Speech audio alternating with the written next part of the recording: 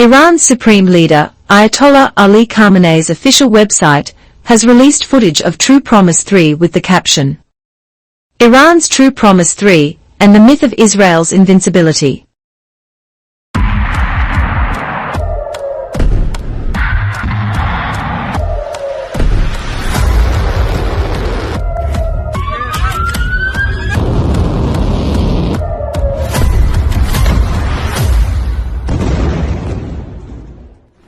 مجازاتی که ملت ایران و نیروهای مسلح ما برای این دشمن خبیث انجام دادن و دارن انجام میدن و برای آینده برنامه دارن مجازات سختی است و او رو دچار ضعف کرده.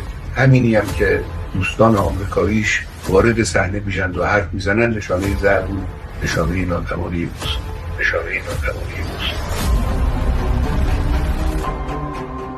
Days after the first barrage of Iranian missiles into the occupied territories, signs of weakness in the Zionist regime have appeared.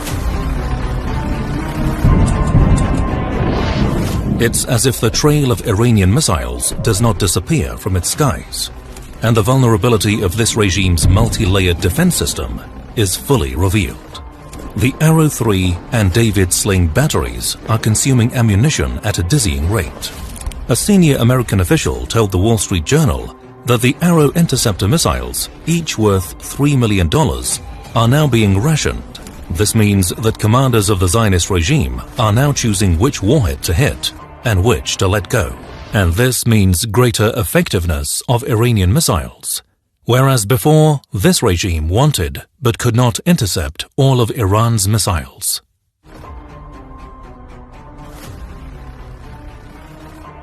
The proof is on your mobile screen. The targeting of the regime's sensitive centers, including the Ministry of War in Bat Yam, whose destructive power astonished the regime's leaders, and the precise attack on the regime's army command and intelligence center in Bir al-Sabah, near a hospital, which was targeted with high accuracy and precision.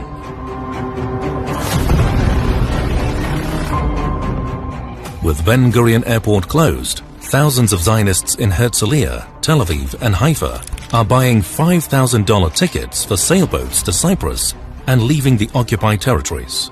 The regime's Minister of Transport, Miri Regev, has banned all outgoing travel to prevent a mass exodus that would further weaken the foundations of the occupying regime. When a regime is forced to hold its people by force, it means terror has gripped the entire occupied territories. For years, the regime had tried to portray an impenetrable image of itself. But with Iran's combined missile and drone barrages, that image has been shattered.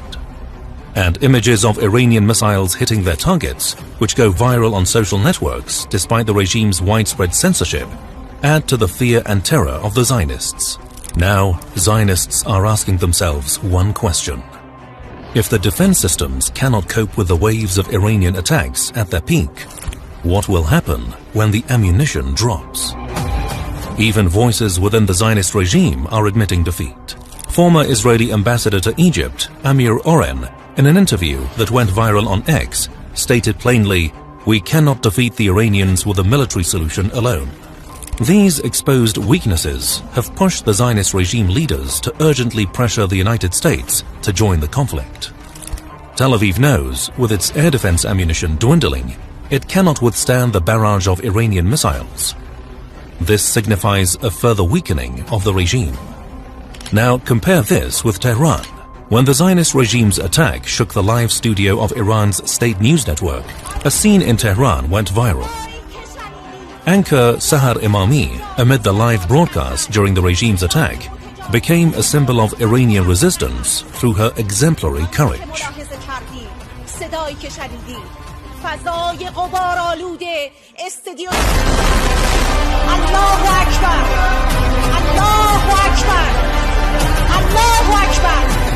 And the widespread demonstrations on Friday across all of Iran, a full 7 days after the regime's attacks began, demonstrate the solidarity of a nation defending its homeland from aggression.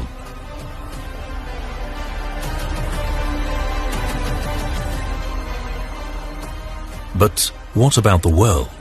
A shift in perception is taking place, which has led to an awakening.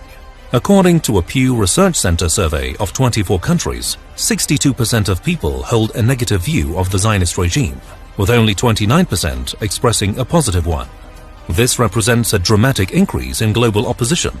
We're seeing that opposition manifest in demonstrations worldwide, condemning the attacks on Iran.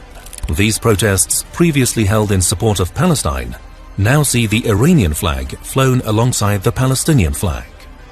Now, as the weaknesses of the Zionist regime become undeniable, it faces a terrified populace, that is, the Zionist settlers who no longer believe in the illusion of invincibility, and a global awakening to the failures of the Western media's pro-regime propaganda.